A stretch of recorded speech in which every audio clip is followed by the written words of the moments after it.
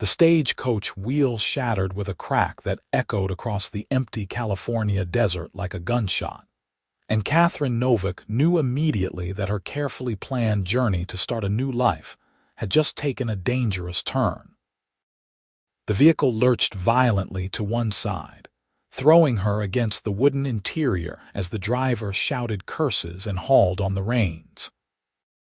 When everything finally stopped moving, Katherine found herself alone on a dusty road with a broken coach, no driver in sight after he had ridden off on one of the horses to fetch help, and the merciless August sun of 1882 beating down on the barren landscape, stretching endlessly in all directions. She stepped out of the tilted stagecoach, her traveling dress already sticking to her skin in the oppressive heat. The driver had promised to return with assistance, but Katherine suspected that might take hours, possibly longer. They were somewhere between the small settlement of Winnetka and the larger town of Los Angeles, miles from anywhere civilized. She surveyed her surroundings with growing unease. Rocky hills rose in the distance, their surfaces shimmering in the heat haze. Scrub brush dotted the landscape, offering precious little shade. The road itself was little more than twin ruts carved through the hard, packed earth by countless wagon wheels. Katherine was 22 years old, recently graduated from a teaching college in Boston, and everything about this wild California territory felt foreign and intimidating. She had accepted a teaching position in Los Angeles, eager to escape the suffocating expectations of her wealthy family and make her own way in the world. Her parents had been horrified by her decision to travel west, but Katherine had inherited her father's stubborn streak along with his dark hair and green eyes. She was determined to prove she could stand on her own feet, though at this particular moment, that determination was being severely tested. The heat was becoming unbearable. Katherine retrieved her parasol from inside the coach and opened it, grateful for even the small circle of shade it provided. She had 2 canteens of water, some bread and cheese wrapped in cloth, and her traveling trunk full of clothes and books. Not exactly equipped for survival in the desert, she thought grimly. An hour passed, then another. The sun climbed higher, and despite the parasol, Katherine felt her face growing flushed. She rationed sips from her canteen, trying not to think about how long the water might need to last. The silence was profound, broken only by the occasional whisper of wind through the dry brush and the distant cry of a hawk circling overhead. She was beginning to consider the desperate option of trying to walk back toward Winnetka when she heard it, the sound of hoofbeats approaching from the direction she had come. Katherine shaded her eyes and squinted down the road, her heart lifting with relief. Help was coming. But instead of the stagecoach driver, she saw a single rider on a sturdy bay horse. As he drew closer, Katherine could make out more details. He was a cowboy. There was no mistaking that from his worn leather chaps, dusty hat, and the easy way he sat his horse. He was tall and broad-shouldered, with sun-bronzed skin that spoke of long days spent outdoors. As he reined in his horse beside the broken stagecoach, Katherine found herself looking up into a face that was handsome in a rough, weathered way, with strong features, a firm jaw shadowed with stubble, and eyes the color of whiskey in sunlight. "Madam," he said, touching the brim of his hat in greeting. His voice was deep and warm with a slight drawl. "Looks like you have run into some trouble here." "The wheel broke," Katherine said, trying to keep her voice steady and dignified despite her disheveled appearance and growing desperation. "The driver rode off to fetch help some time ago." The cowboy dismounted in one fluid motion and walked over to examine the damaged wheel, hunkering down to get a better look. Katherine noticed the way his shirt pulled across his shoulders and felt an unexpected flutter in her stomach that had nothing to do with the heat or her predicament. "This is not going anywhere without a new wheel," he said finally, standing up and dusting off his hands. "And that driver, well, I hate to tell you this, but Winnetka is a good 12 miles back. Even if he finds someone willing to come out here with a replacement, you are looking at nightfall at the earliest, more likely tomorrow morning." Katherine felt her stomach drop. Tomorrow morning. "But I cannot possibly stay out here all night." "No, madam, you certainly cannot." He studied her for a moment, those amber eyes assessing but not unkind. "My name is Frank Reed. I have a ranch about 3 miles north of here. It is not much, but it has walls and a roof and food. I would be happy to offer you shelter until your stagecoach situation gets sorted out." Katherine hesitated. Everything she had been taught about propriety screamed that accepting such an invitation from a strange man would be scandalous. But the alternative was spending the night alone in the desert, possibly in danger from wild animals or worse. And there was something about Frank Reed's straightforward manner and steady gaze that inspired trust.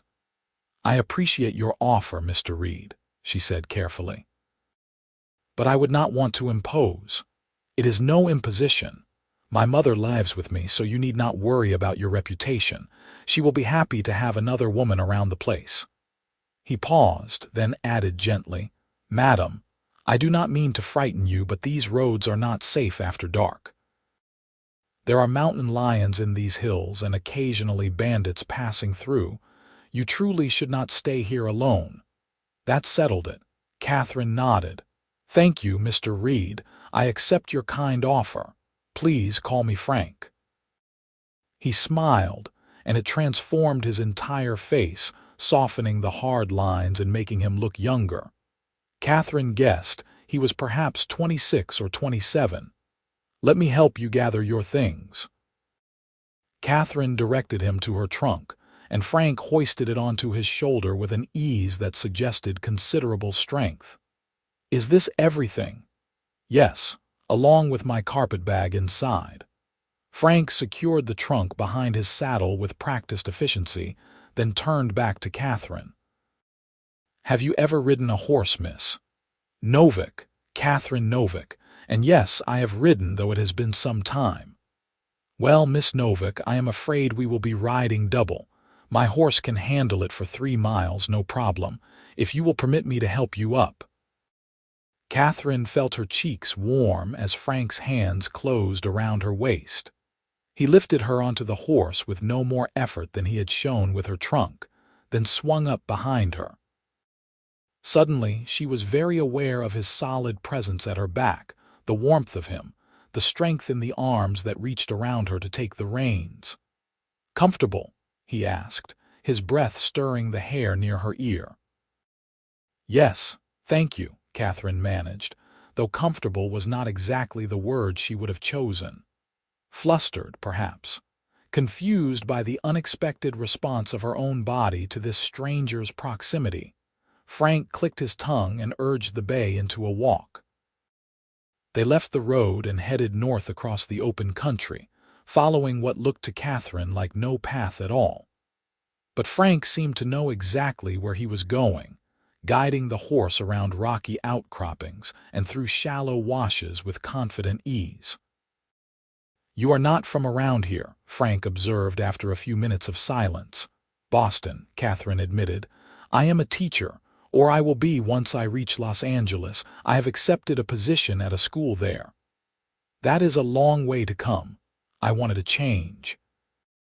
Something different from what my life would have been if I had stayed." Frank did not press her for details, which Katherine appreciated. "Teaching is honorable work. We could use more teachers out here.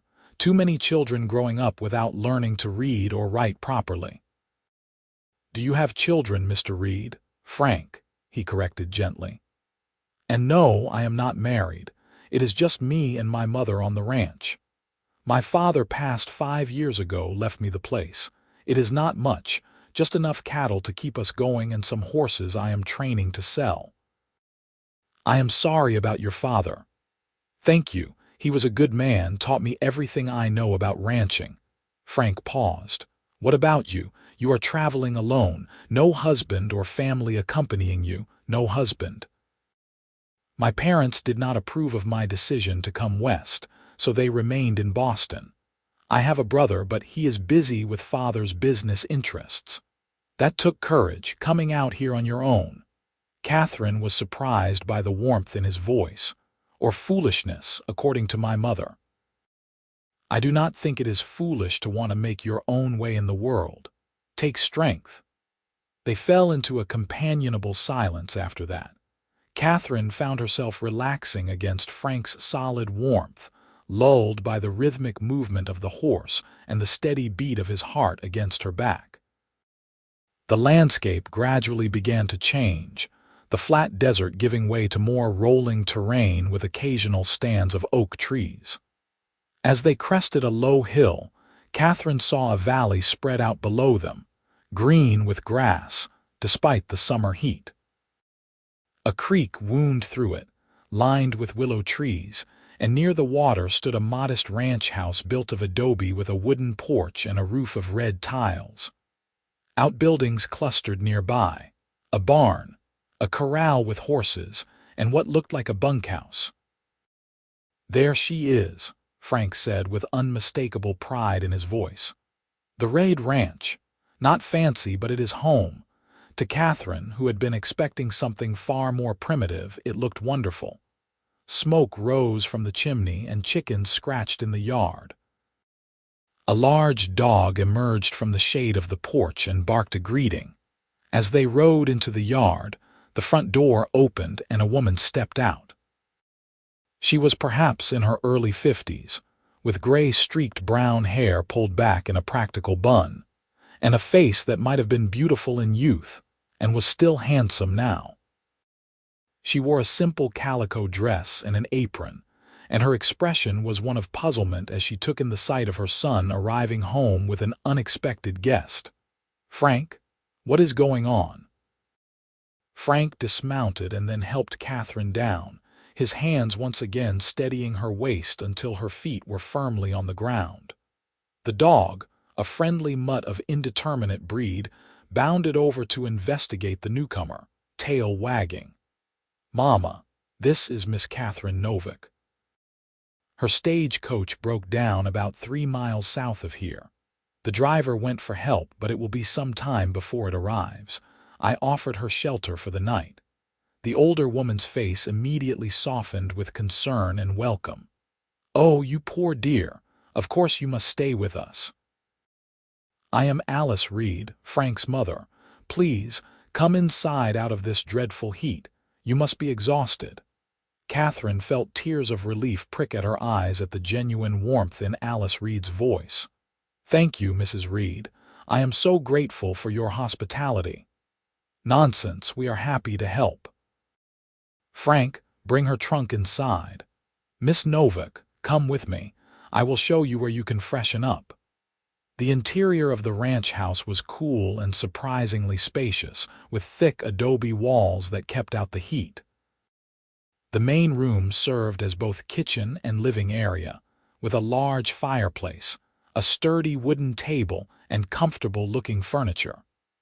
Woven rugs covered the packed earth floor, and curtains hung at the windows. Everything was simple but scrupulously clean, and Katherine saw touches that spoke of a woman's care: wildflowers in a pottery vase, embroidered cushions on the chairs, a quilt draped over the back of the settee. Alice led her down a short hallway to a small bedroom. This was supposed to be for guests, though we do not get many. The bed is made up fresh, and there is water in the pitcher if you would like to wash. Take your time, my dear. Dinner will not be ready for another hour or so.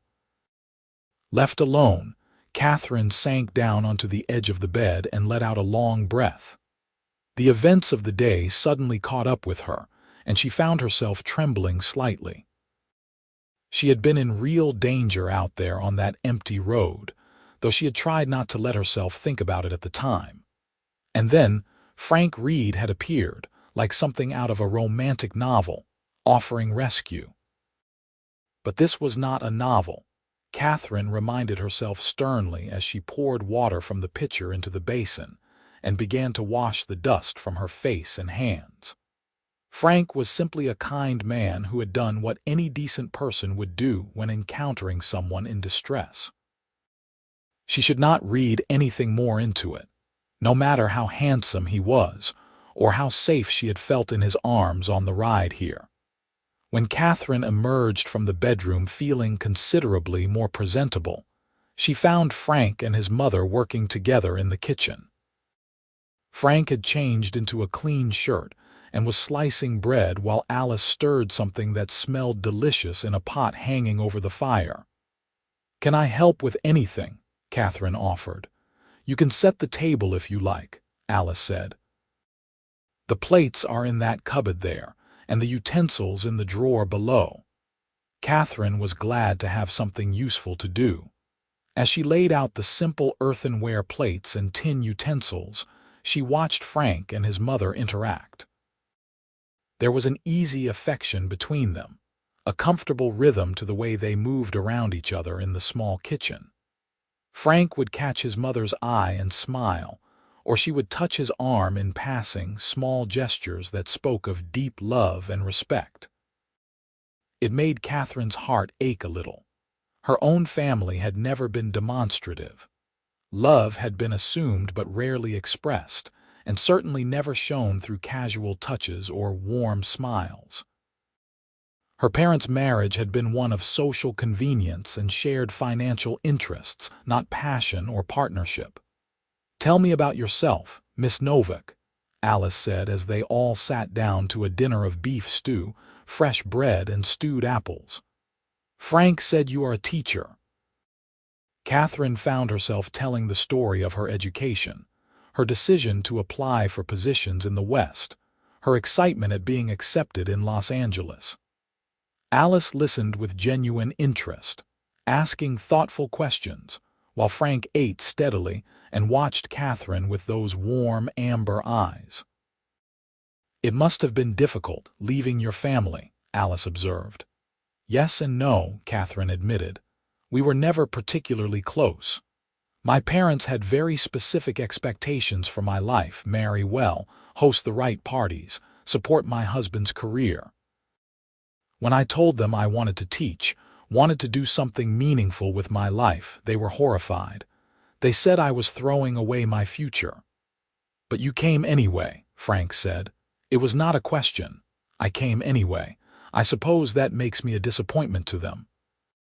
"Or it makes you brave," Alice said firmly. "I think what you have done is admirable. Teaching is one of the most important jobs there is. You will be shaping young minds, opening up worlds of knowledge to children who might not otherwise have access to education. Your parents should be proud of you." Katherine felt her throat tighten with emotion. "Thank you, Mrs. Reed. That means more than you know." After dinner, Katherine insisted on helping with the dishes despite Alice's protests. As they worked together, Alice pointed out the window to where Frank was walking toward the barn. "He is a good man, my son," Alice said quietly. "He has been taking care of this ranch, taking care of me, since his father died. He works from dawn until dark, never complains. But it is lonely for him, I think. Most of the young people have left this area, moved to the cities. There are not many opportunities for him to meet anyone." Katherine felt her cheeks warm, suspecting where this conversation might be heading. "He seems very capable." "He is. But capable does not keep you warm at night, does it?" Alice dried a plate and set it carefully on the shelf. "I worry about him. He deserves someone special, someone who can appreciate what a rare man he is." Before Katherine could formulate a response to that loaded statement, Frank returned from the barn. "Horses are all settled for the night," he announced. Then, turning to Katherine, "Would you like to take a walk? It is cooling off nicely now that the sun is going down, and I thought you might enjoy seeing a bit of the property." Katherine glanced at Alice, who smiled encouragingly. "Go on, dear. I will finish up here. You have been cooped up in that stagecoach all day. Some fresh air will do you good." Outside, the evening air was indeed much cooler and pleasant. The sky was turning spectacular shades of orange and pink as the sun sank toward the horizon. Frank led Katherine along a well-worn path that followed the creek, the willow trees rustling gently overhead. "Your mother is wonderful," Katherine said. "You are very fortunate." "I know. She has been my rock since my father died. I do not know what I would have done without her." Frank picked up a smooth stone and sent it skipping across the surface of the creek. "She is right, though, what she was hinting at in there. It does get lonely sometimes." Katherine felt her pulse quicken. She was not exactly subtle about her hints. Frank laughed, the sound warm and genuine. "No, subtlety has never been her strong suit. I apologize if she made you uncomfortable." "She did not. I appreciated her kindness." Katherine paused, gathering her courage. "And for what it is worth, I do not think you should be lonely. You have a lot to offer someone." Frank stopped walking and turned to face her. In the fading light, his eyes seemed to glow. "Do I?" "I am just a rancher, Miss Novak. I work with my hands, smell like horses more often than not, and my idea of excitement is a successful cattle sale. Not exactly the kind of life an educated woman from Boston would find appealing." "You would be surprised what I find appealing," Katherine said softly. "I did not come west looking for the life I left behind. I came looking for something real, something meaningful. And in the few hours I have known you, Frank Reed, you have shown me more genuine kindness and consideration than most of the so-called gentlemen I knew back home ever did." Frank took a step closer. "Katherine," he said, and the way he said her name, soft and careful like something precious, made her heart flutter. "I know this is fast, probably too fast, but I felt something the moment I saw you standing by that broken stagecoach, and it was not just wanting to help. It was something more." "I felt it too," Katherine whispered. "I do not understand it. This sort of thing does not happen in real life. Maybe it does. Maybe we just have to be brave enough to believe in it." Frank reached out slowly, giving her every chance to step back, and gently tucked a strand of hair behind her ear.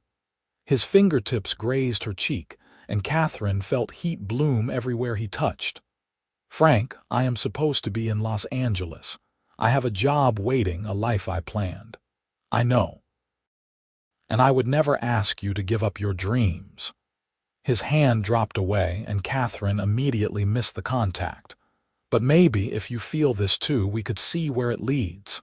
Take things slow, get to know each other properly."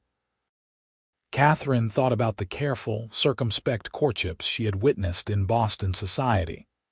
Months of chaperoned visits, stiff parlor conversations, marriages arranged like business mergers. And here was Frank, offering her something completely different.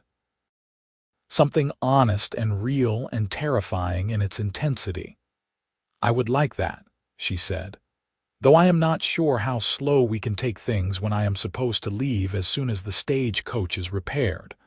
Then we will write letters. Los Angeles is not so far. I could visit on Sundays, once or twice a month. It is not ideal, but we could make it work if we both want to." "You would ride all that way just to see me?" Frank smiled. "Katherine, I would ride a lot farther than that for a chance to spend time with you."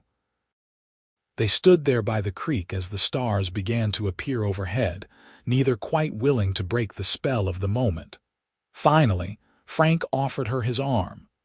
"We should head back before it gets full dark. Mama will start to worry."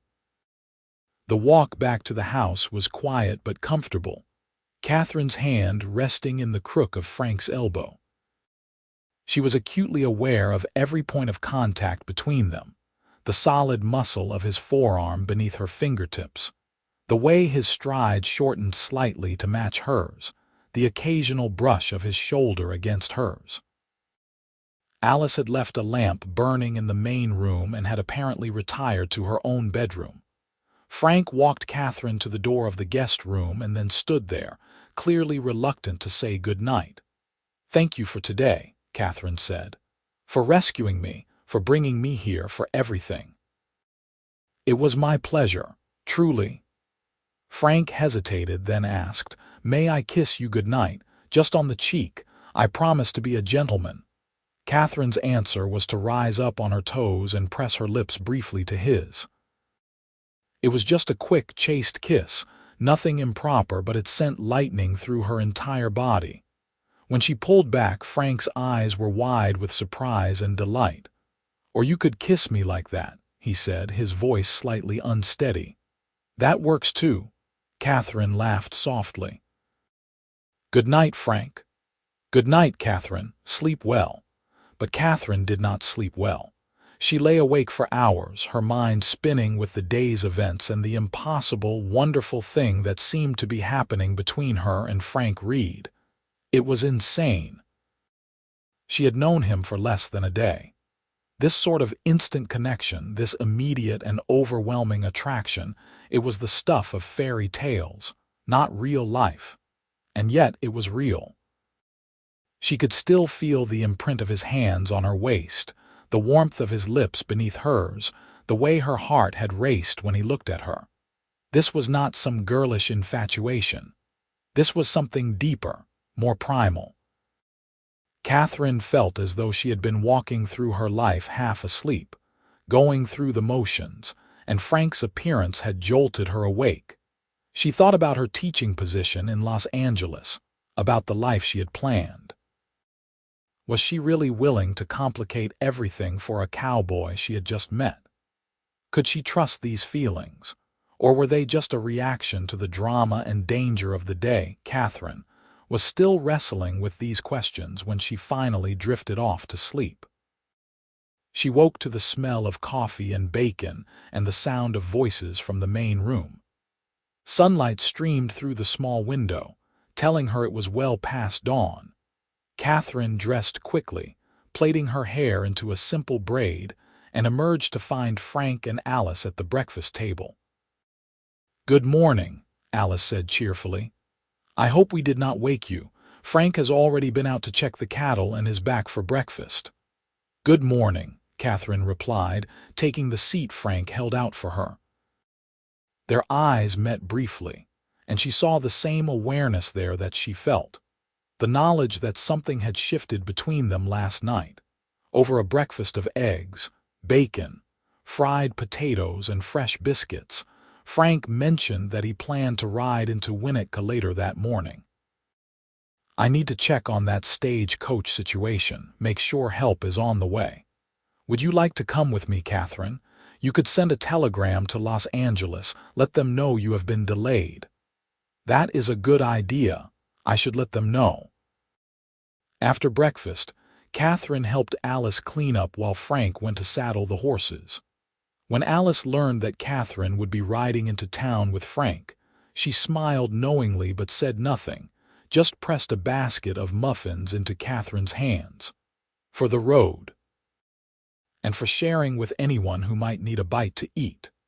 The ride to Winnetka was beautiful, the morning air still cool and fresh, the landscape golden in the early light. Frank had saddled a gentle mare for Katherine, and she found herself quickly remembering her riding lessons from childhood. They rode side by side, close enough that their legs occasionally brushed, sending little sparks of awareness through Katherine each time. "Did you sleep well?" Frank asked.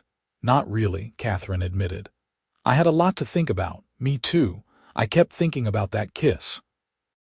Katherine felt her cheeks heat. "It was rather forward of me. It was perfect. You are perfect." Frank reached over and briefly squeezed her hand. "Katherine, I know this is all happening fast. If you need time, if you want to slow down, just say the word. I do not want you to feel pressured." "I do not feel pressured. I feel confused and excited and terrified, but not pressured." Katherine took a breath. "The truth is, Frank, I have never felt this way before. The men I knew in Boston, they never made me feel the way you do, like I am fully alive, fully myself." It is intoxicating and frightening at the same time. I know exactly what you mean. When I saw you yesterday, something just clicked into place. Like I had been waiting my whole life without knowing what I was waiting for, and suddenly there you were. They rode in silence for a while, each lost in their own thoughts. Winnetka appeared on the horizon, a small cluster of buildings shimmering in the heat. It was hardly more than a wide spot in the road, a general store, a saloon, a blacksmith, and a few scattered houses. But it had a telegraph office, which was what mattered. Frank led the way to the general store, where the owner, a weathered man named Garrett, greeted him warmly. "Frank Reed, good to see you. What brings you to town?" "Morning, Garrett. This is Miss Katherine Novak. Her stagecoach broke down yesterday about 3 miles south of my place. The driver was supposed to come through here looking for help. Did he make it?" Garrett nodded. "He did, late yesterday evening. Sam Wilson is working on getting a new wheel fitted. Should be ready to go back out this afternoon, I reckon." Katherine felt an unexpected sinking in her stomach.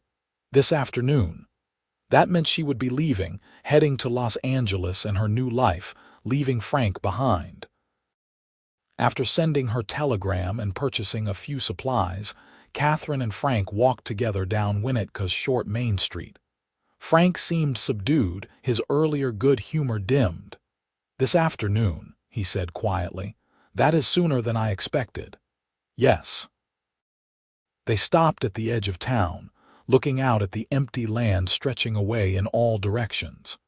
Frank turned to her, his expression serious. "Katherine, I meant what I said last night, about wanting to see where this leads. If you are willing, I will come to Los Angeles every chance I get. We will write letters, we will court properly, we will take the time to know each other right. And if, after a few months, you still feel the way you feel right now, and I still feel the way I feel, then maybe we could talk about something more permanent." Katherine's heart was pounding. "Something more permanent like what? Like marriage? Like you staying in California, maybe not in Los Angeles, but here with me? I know that is asking a lot.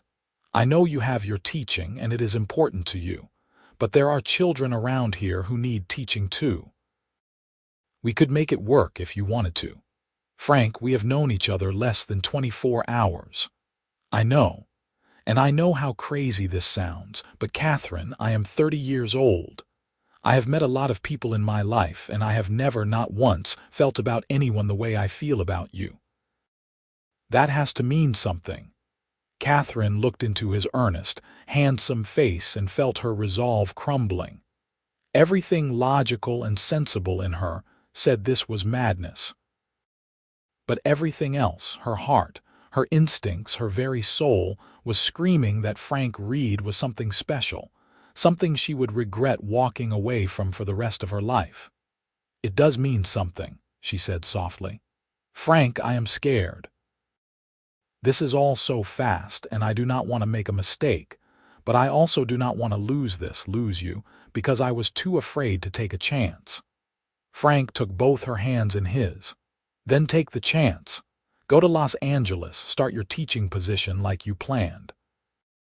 Give us both some time to be sure this is real, but promise me you will let me court you properly. Promise me you will give us a real chance." "I promise," Katherine said, and meant it with every fiber of her being.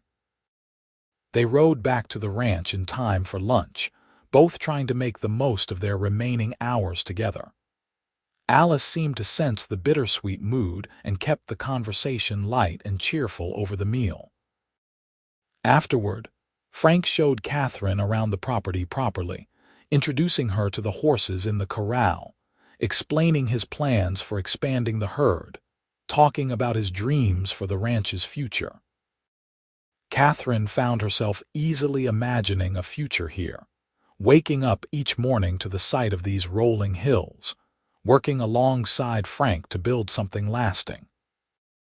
It was so different from the life she had imagined in the city, teaching in a proper school, living independently in a boarding house. but it appealed to something deep inside her, something she had not even known existed until yesterday. All too soon, Frank's hired hand, a taciturn older man named Tom, rode up with news that the stagecoach was repaired and waiting in Winnetka. It was time for Katherine to go. The ride back to town was quiet, neither Frank nor Katherine quite able to find words for what they were feeling. When they reached Winnetka and saw the stagecoach standing ready, Katherine felt tears prick her eyes. Frank helped her down from her horse and then stood holding both her hands, oblivious to the curious stares of passers-by. "I will write to you as soon as you send me your address in Los Angeles. And I will come visit in 2 weeks. That is a promise." "I will count the days," Katherine said, her voice shaky. "Katherine, Frank stopped, seeming to struggle with what to say. Finally, he just pulled her close and kissed her, a proper kiss this time, deep and thorough and full of promise. Katherine kissed him back, not caring who saw, not caring about propriety or scandal, caring only about the feel of his lips on hers and the strong arms holding her close. When they finally pulled apart, both were breathing hard. Frank rested his forehead against hers. "I am falling in love with you," he whispered. "I know it is too soon to say it, but it is true." "It is not too soon," Katherine whispered back, "because I am falling in love with you too." The stagecoach driver cleared his throat loudly. "Madam, we really need to be moving along if we are going to make Los Angeles by nightfall." Reluctantly, Frank helped Katherine into the coach and handed up her trunk and carpetbag. He stood in the street as the driver climbed onto his seat and gathered the reins.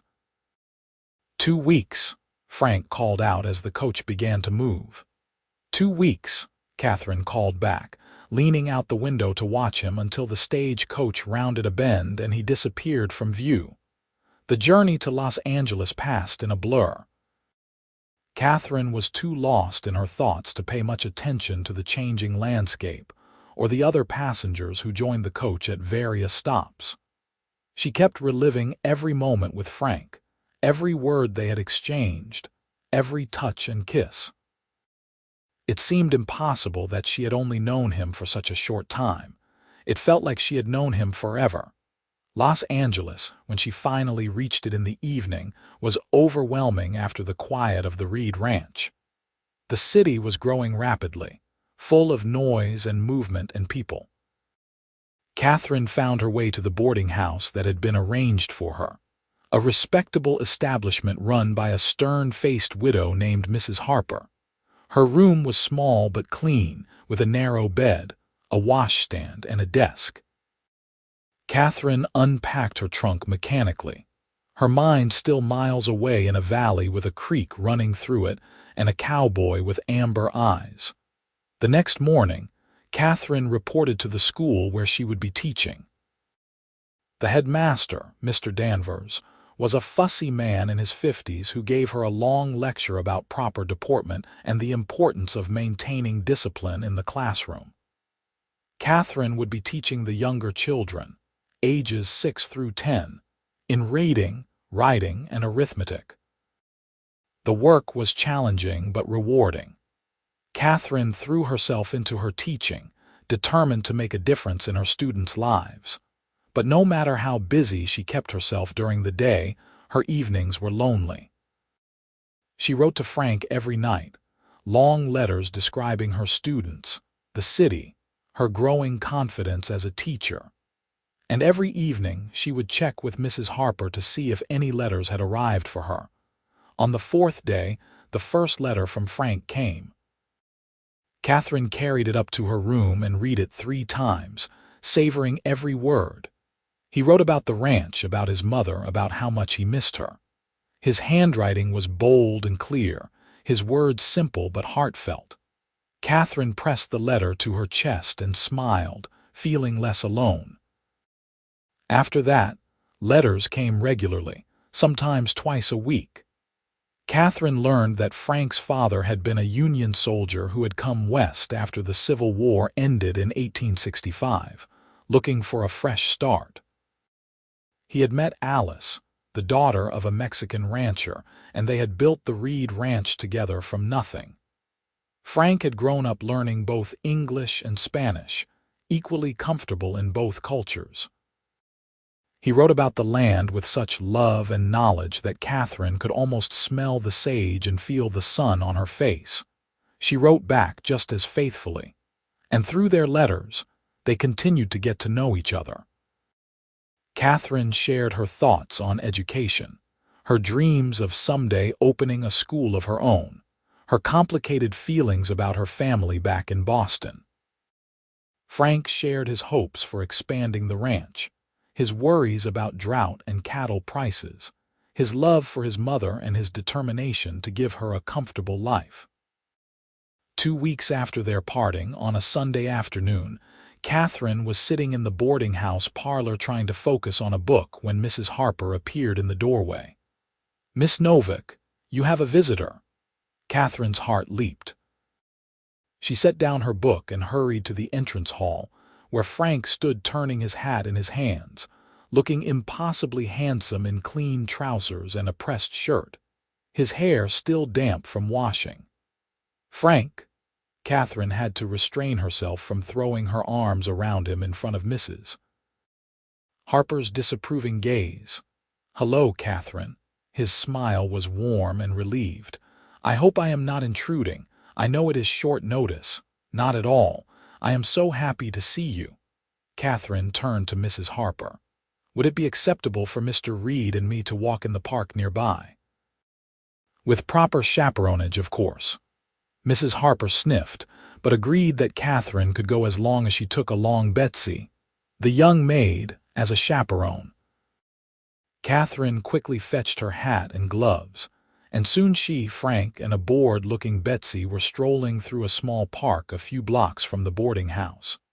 Betsy remained a respectful distance behind them, close enough for propriety, but far enough that they could speak privately. "You look beautiful," Frank said, his eyes warm as they traveled over Katherine's face. "You look wonderful yourself. How was the journey? Long, but worth it." "Katherine, I have thought about you every moment of the past 2 weeks. Reading your letters has been the highlight of my days." "Mine too," Katherine admitted. "Frank, I need to tell you something. I have been thinking a lot about what you said about building a life together. And I think I want that. Not immediately," she added quickly. "We should take time to be certain. But I can see a future with you, and it makes me happy." Frank stopped walking and took both her hands, regardless of the watching maid. "Katherine, you have no idea how much it means to hear you say that. I was so worried that once you got to the city, once you started your new life, you would realize a cowboy from a small ranch was not what you wanted." "You are exactly what I want," Katherine said firmly. "You are kind and strong and genuine. You make me laugh. You make me feel safe.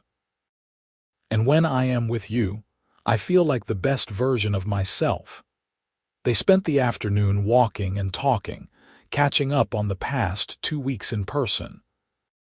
Frank told her about a young horse he was training, about his mother's garden that was finally yielding tomatoes, about Tom's arthritis that was getting worse. Katherine told him about her students, about the little girl named Rosa who reminded her of herself at that age, bright and curious and full of questions. Too soon. It was time for Frank to leave. He had to start back immediately if he wanted to make it home before too late in the night. "I will come again in 2 weeks," he promised as they stood outside the boarding house. "And Katherine, I was thinking maybe for my next visit you could come back to the ranch with me. Stay for the weekend. My mother would love to see you again, and it would give us more time together." "I would love that. Let me check with Mr. Danvers about taking a Friday and Monday off." Frank kissed her cheek, a chaste gesture appropriate for the public street but one that still sent warmth flooding through Katherine. "Until next time, then. Until next time." The pattern continued through September and into October. Frank visited every 2 weeks like clockwork, and Katherine was able to visit the ranch twice, spending long weekends helping Alice in the garden, riding across the hills with Frank, and falling more deeply in love with both the man and the land. During one of these visits, Frank took Katherine to a high point on his property where they could see for miles in every direction. The sun was setting, painting the sky in brilliant oranges and purples.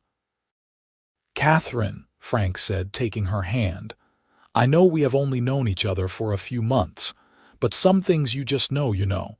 When they are right, they are right." Katherine's heart began to race. "Frank, what are you saying?" Frank dropped to one knee, pulling a simple gold band from his pocket. "I am saying I love you. I am saying I want to spend every day for the rest of my life making you happy. I am saying, will you marry me, Katherine Novak?" Tears spilled down Katherine's cheeks as she nodded vigorously. "Yes. Yes, Frank, I will marry you." Frank surged to his feet and kissed her, a kiss full of joy and promise and relief. When they finally pulled apart, he slipped the ring onto her finger. It was a little loose, but Katherine did not care. "It was my grandmother's," Frank said. "My father gave it to my mother when they got engaged, and she wanted you to have it. We can get it sized properly." "It is perfect just as it is," Katherine said, admiring the way it caught the fading light. "Frank, I love you so much. I know people will say we rushed into this, but I have never been more certain of anything in my life. Neither have I." Frank pulled her close again, resting his chin on top of her head as they watched the sun sink below the horizon. "So, what do we do now?" "You have your teaching contract through the end of the school year." "I fulfill my contract. It would not be right to leave the school in the middle of the term. But once the school year ends in June, I am yours. We can get married that summer." "June," Frank repeated, as if testing the word. "That is 8 months away." "I know. But it will give us time to plan properly, time for you to add onto the house if you want more room, time for me to finish what I started here." "You are right, and it will make our wedding night that much sweeter for the waiting." Katherine blushed but laughed. "Frank Reed, you are incorrigible, only when it comes to you." They announced their engagement to Alice that evening, and if Frank's mother was surprised by the speed of the romance, she hit it well. She hugged Katherine tightly and whispered, "I knew the moment Frank brought you home that you were the one. Welcome to our family, daughter." Katherine wrote to her parents in Boston with the news, not expecting much of a response. Her mother wrote back a stiff letter expressing shock at Katherine's precipitous engagement to a man she barely knew, and a rancher at that. But her father, surprisingly, included a separate note saying that if Frank made Katherine happy, that was all that mattered, and he was enclosing a check as a wedding gift. The months passed quickly. Katherine threw herself into her teaching with renewed energy, knowing that each day brought her closer to her wedding. Frank visited as often as he could, and Katherine spent every long weekend and school holiday at the ranch. She grew to know and love the land, learning to ride better, helping with the horses, even learning to cook some of Alice's recipes. In December, Frank surprised her by bringing his mother to Los Angeles for Christmas. The three of them attended church services together and shared a modest celebration in Katherine's boarding house room, which Mrs. Harper had grudgingly allowed. It was the happiest Christmas Katherine could remember. The new year of 1883 arrived, and with it came the steady march towards summer and the wedding. Katherine and Alice spent hours planning the event, which would be simple but beautiful, held at the ranch with a visiting priest officiating. Katherine had no family who would make the journey west, but several of her fellow teachers had become friends and promised to attend. Frank's friends and neighbors would be there, of course, and Tom, who had become almost a grandfather figure to Katherine during her visits. In March, Katherine received another letter from Boston. This one contained truly shocking news. Her brother had gotten into financial trouble with some bad investments and had fled to Europe, leaving her father's business in ruins. Her mother wrote that they were being forced to sell the family home and move into much more modest accommodations. The tone of the letter was bitter and accusatory, as if Catherine's decision to leave Boston had somehow caused this disaster. Katherine showed the letter to Frank during his next visit, her hands shaking. "I feel terrible. I know my parents and I were never close, but they are still my family. Should I send them money? Try to help somehow." Frank read the letter carefully, his expression thoughtful. "Katherine, from what you have told me, your father is a proud man. He would not accept help from his daughter, especially when he disapproved of her choices. And honestly, if your brother made bad investments, that is not your fault or your responsibility. I know, but still. You have a kind heart, and I love that about you. If you want to send them some money, we can do that. But do not feel guilty for living your own life. You are not responsible for your brother's mistakes or your parents' unhappiness." Katherine leaned against him, grateful for his steady presence. "How did I get so lucky to find you? I ask myself the same question every day." As spring arrived, bringing wildflowers to the California hills and new calves to the Reed Ranch, Katherine felt her excitement building.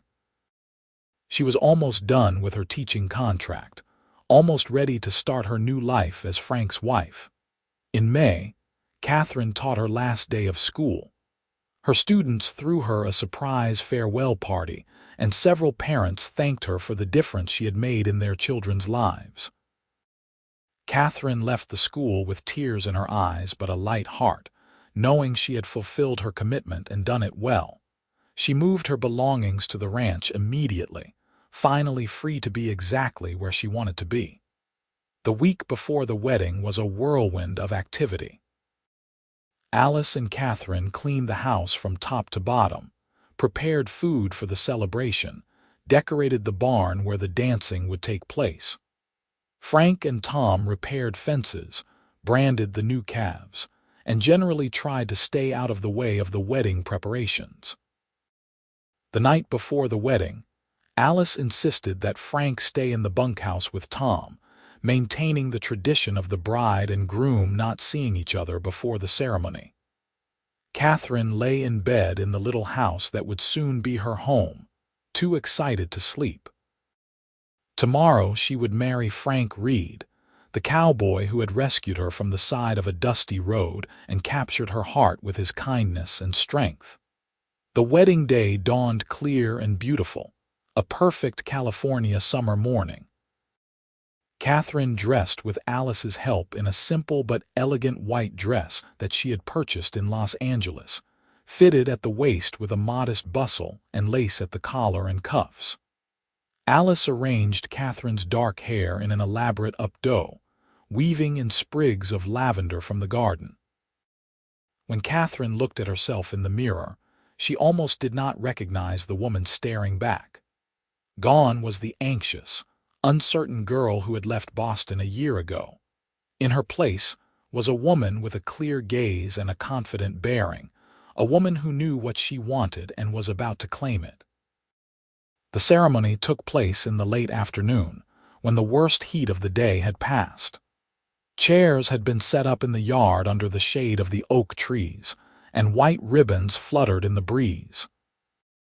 As Katherine walked toward Frank, who stood waiting beside the priest with an expression of such love and joy that it took her breath away, she felt tears of happiness streaming down her face.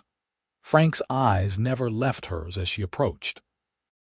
When she reached his side, he took her hands in his and whispered, "You are the most beautiful thing I have ever seen." The ceremony itself passed in a blur. Katherine heard herself making promises, heard Frank's voice as he pledged his life and love to her, felt the cool metal of a wedding band sliding onto her finger to join the engagement ring. And then the priest was pronouncing them husband and wife, and Frank was kissing her, and everyone was cheering. The celebration lasted well into the night. There was food and music and dancing. Katherine met neighbors she had never encountered before, all eager to welcome Frank's new bride. She danced with Frank until her feet hurt, laughed until her sides ached, and felt surrounded by warmth and love. Finally, as the moon rose high and the guests began to depart, Frank pulled Katherine aside. "Ready to go home, Mrs. Reed?" "I am home," Katherine said, looking up at her husband. "As long as I am with you, I am home." Frank had spent the past month adding 2 rooms onto the house, giving him and Katherine their own private space separate from Alice's room. He carried Katherine over the threshold of their new bedroom, a space that smelled of fresh wood and new beginnings. Candles had been lit, casting a warm glow, and someone, probably Alice, had scattered rose petals across the bed. Frank set Katherine down gently and cupped her face in his hands. "I love you, Katherine Reed. I loved you from the moment I saw you. I will love you for the rest of my life. And I love you, Frank. I always will." Their wedding night was everything Katherine had dreamed it would be, tender and passionate and perfect. In Frank's arms, Katherine felt safe and cherished and whole. This was what she had been searching for when she left Boston. This sense of belonging, of being exactly where she was meant to be. The next morning, Katherine woke to sunlight streaming through the window and Frank's arm heavy across her waist. She turned carefully to look at her husband, taking in his tousled hair, the peaceful expression on his sleeping face, the strong line of his jaw. "Mine," she thought with wonder. "This incredible man is mine." As if sensing her gaze, Frank's eyes opened. "Morning, wife," he said, his voice rough with sleep. "Morning, husband." They lay there for a while, just enjoying each other's presence, until Alice's voice called from the main house that breakfast was ready. Laughing, they dressed and joined Frank's mother at the table. "How does it feel to be married?" Alice asked, her eyes twinkling. "Perfect," Katherine said at the same moment Frank said, "Incredible." They looked at each other and laughed. Life settled into a comfortable rhythm after that. Katherine quickly learned the routines of ranch life, rising early to help with chores, spending her days working alongside Frank and Alice. She discovered she had a talent for training horses, able to gentle even the most skittish animals with patience and a soft voice. Frank watched her work with obvious pride, and more than once Katherine caught him staring at her with such love in his eyes that it made her heart skip. In August, Katherine missed her monthly cycle.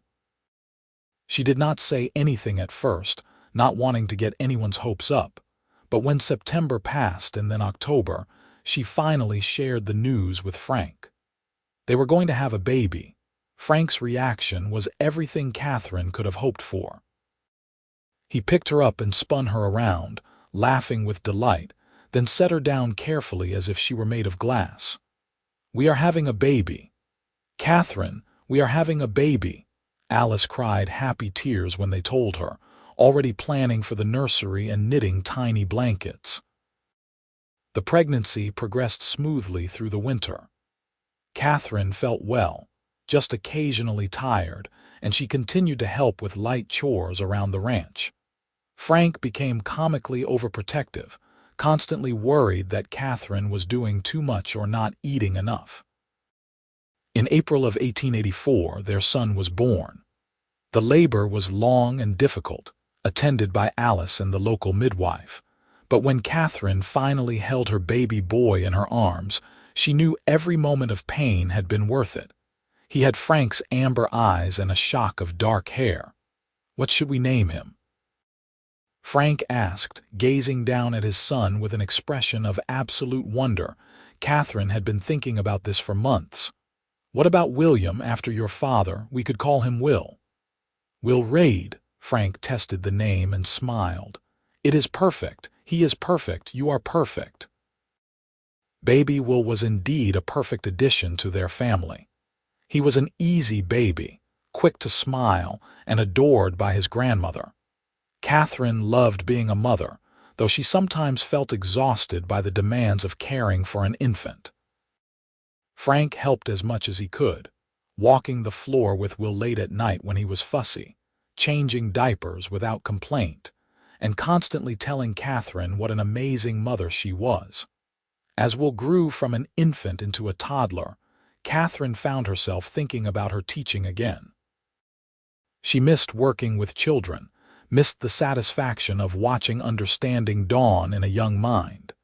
She mentioned this to Frank one evening as they sat on the porch watching Will play in the yard with the dog. "What if we started a school here?" Katherine suggested. "A small one, just for the ranch children in the area. There are at least a dozen families within 10 miles who have no access to education. I could teach them here at the ranch." Frank considered this seriously. "We would need to build a schoolhouse, and you would need books, supplies." "I know. But Frank, I think this could really make a difference. These children deserve a chance to learn just like any city child." "Then we will do it," Frank decided. "We have saved some money. It will take most of a year to build and get everything set up, but if this is what you want, we will make it happen." The Raid Ranch School opened its doors in the fall of 1886, in a sturdy one-room building Frank had built with help from neighbors. Katherine taught 15 students ranging in age from 5 to 12, including Will, who at 2.5 was really too young but insisted on being included. The school was everything Katherine had hoped for, a chance to combine her passion for teaching with her love for the ranch and the community that had become her home. Life was full and happy. Alice remained healthy and active, doting on her grandson and helping Katherine manage both the school and the household. The ranch prospered, Frank's careful management and hard work paying off. They added more cattle, improved the house further, and became respected members of the community.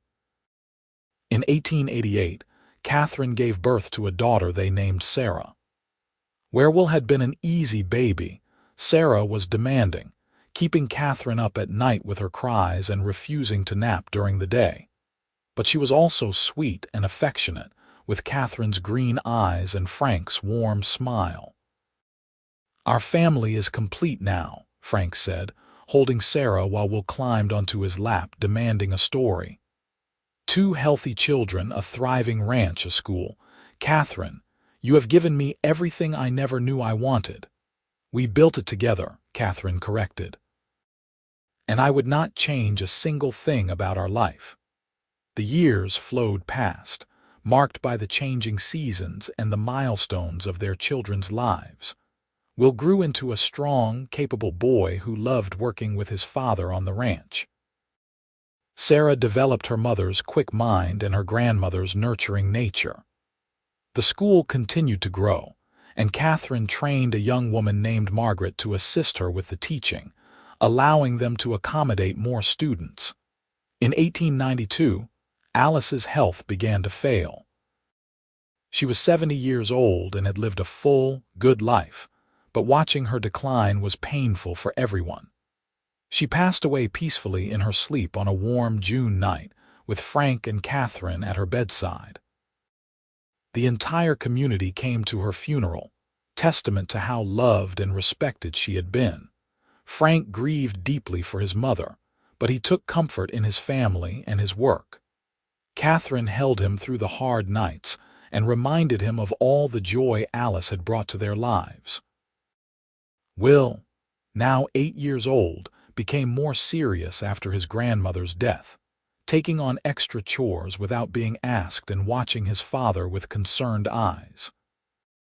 Sarah, at 4, did not fully understand what had happened but knew everyone was sad, and she responded by being extra affectionate, constantly hugging and kissing her parents. Life moved forward as it always does. The Reed Ranch continued to thrive. Will grew into a handsome young man who could rope and ride as well as his father. Sarah became a teacher herself, taking over Katherine's school when Katherine decided to retire at 55. Frank's hair turned silver, and laugh lines crinkled around his amber eyes, but to Katherine, he was as handsome as the day he had rescued her from that broken stagecoach. They stood together on the porch one evening in 1910, watching the sun set over the hills they both loved so much. Married 27 years now, and Katherine still felt a flutter in her chest when Frank took her hand. "You ever regret it?" Frank asked. "Giving up the city, the teaching career you could have had?" Katherine turned to face her husband fully. "Not for a single moment. Frank, you gave me everything I never knew I was looking for: love, family, purpose, belonging. This ranch, our children, the school, it is all more than I ever dreamed possible." "I am the lucky one," Frank insisted. "That day your stagecoach broke down was the luckiest day of my life." "Mine too." They stood there in the golden light, two people who had taken a chance on instant connection and built a lifetime of love from it. Inside the house, they could hear their grandchildren playing, Will's twin boys who were staying for the summer. The ranch was alive with family and purpose, exactly as Frank and Katherine had always dreamed. In 1918, Frank and Katherine celebrated their 35th wedding anniversary with a large party attended by neighbors, friends, and family. Their son Will now ran the ranch with his father, and he and his wife Emma were raising their 3 sons on the property.